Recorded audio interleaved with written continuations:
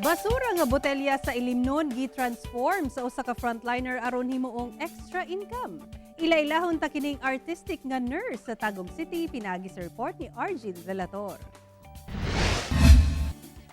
Gikan sa tinambak nga basura, gihimong eco-friendly nga pangregalo sa nurse nga si Ajing Leduna kining mga botelya sa mga ilimnon.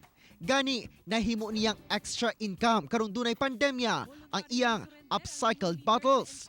So imbis na nakatambak pa siya, nagamit na ko siya, ma-decorate pa gyud nako unya, makatabang pa gyud ka sa kuan sa atong Mother Earth nga kuan pod less basura na. Inspirasyon ni Ajing ang kinaiyahan sa mga disenyo sa iyang upcycled bottles.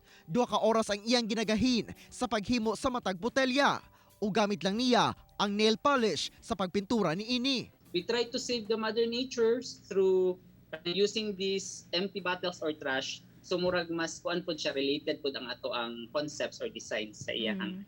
Nagatrabaho si Ajing sa usa ka pampublikong ospital sa Tagum City, Davao del Norte. Luyo sa iyang kabisi sa trabaho, isip usa ka medical frontliner. Kaya gihapon niyang idungan ang iyang hilig sanglit gipasigarbo niya nga naagayod kuno sa iyang dugo ang mahimong artist. Kaya ra man ibalanse kanang kuan kay kasi mao palagi ka as a nurse pod ginaingon gid namo nga nursing is an art. So tanan gid pod namong ginabuhat, you can always put an art on how you do things good. Ako si Argil Relator para sa One Mindanao.